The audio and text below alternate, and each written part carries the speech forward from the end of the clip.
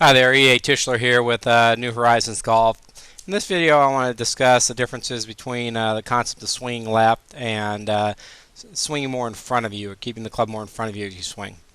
Swinging left is basically the concept of swinging up the inclined plane after impact.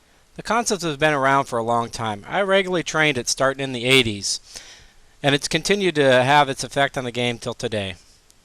One of the things I want to make clear in this video is there's a variety of options for swinging left up the inclined plane, and there are a few applications as well.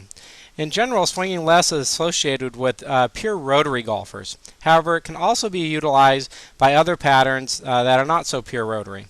At the end of the video, I'll introduce an action of delivering a club while keeping it more in front of your body, something that's been used by great players in the past, such as Jack Nicklaus, and is still used by many players today.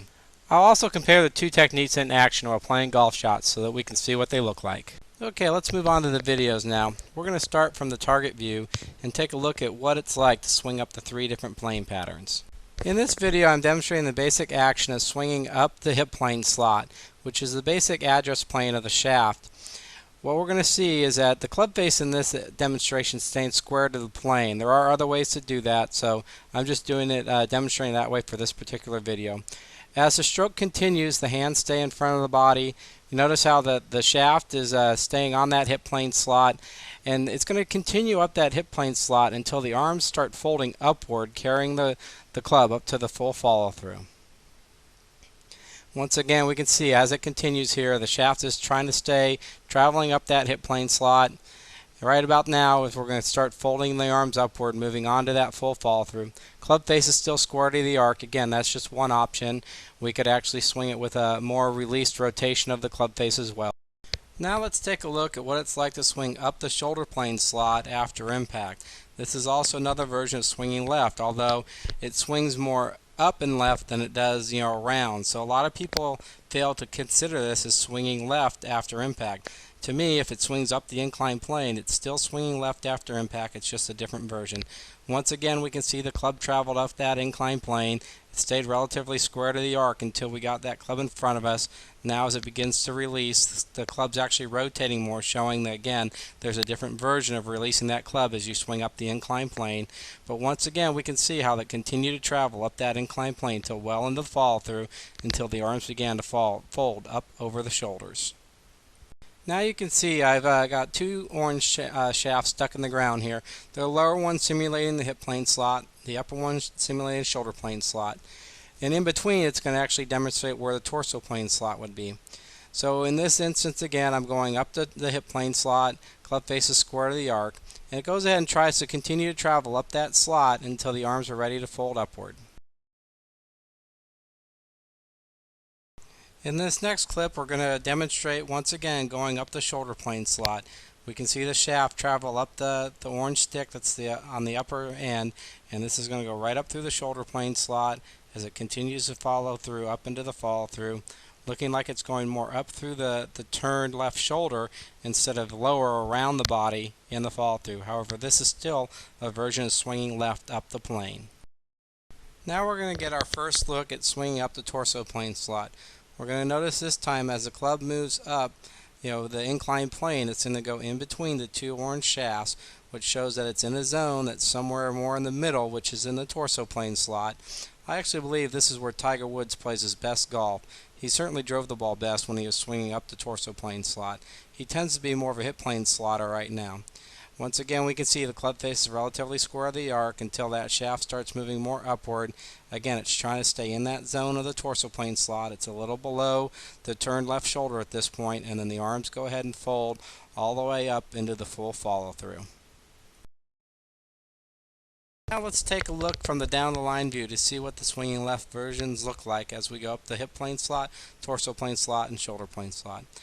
Here we're going to start off by demonstrating the hip plane slot option again.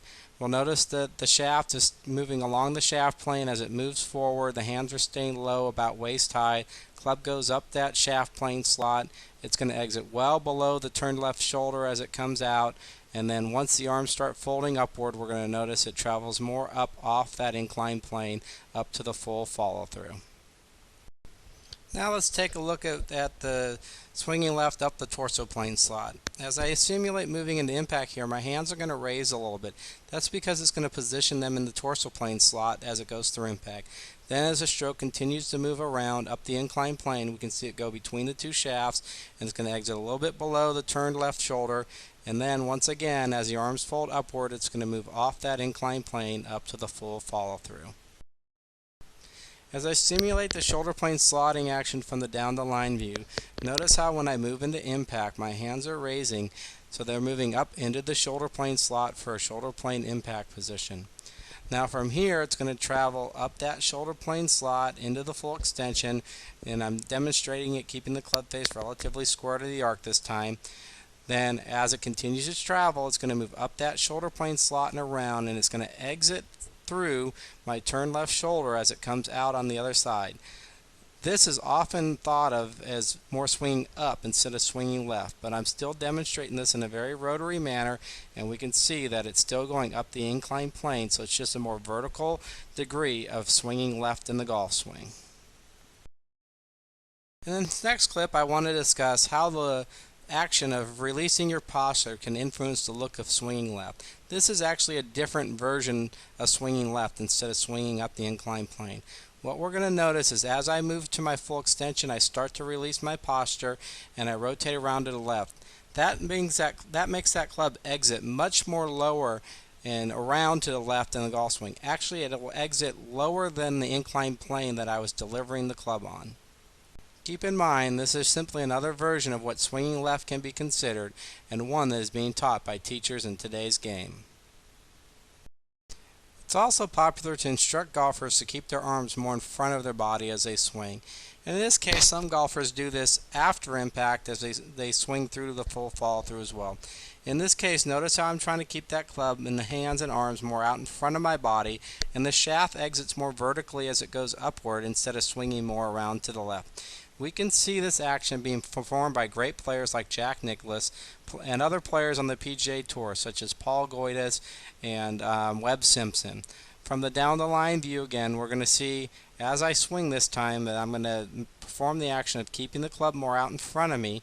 And as I keep that club out in front of me, we're going to notice that the shaft exits more vertically up over the turned left shoulder instead of exiting around up the inclined plane. Again, this is a very valid way of controlling the golf club and delivering your swing. As a matter of fact, a lot of people believe that keeping the club more in front of you in this manner makes it a lot easier to play the golf ball straighter with less curvature in the shots, and that's why we see great players using this.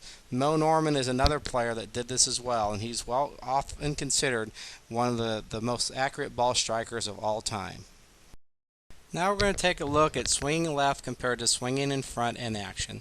The swinging left demonstration is going to be up the shoulder plane slot, and we're going to notice as I rotate through that the club exits through my turned left shoulder in the follow through with a lot of rotary action carrying the arms and club around to the left.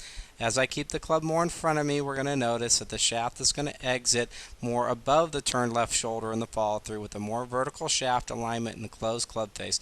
This is often used with the hook it straight release I've talked about in the past. There you have it, swinging left compared to swinging in front. I hope you've enjoyed today's video. Please feel free to send me any questions you might have.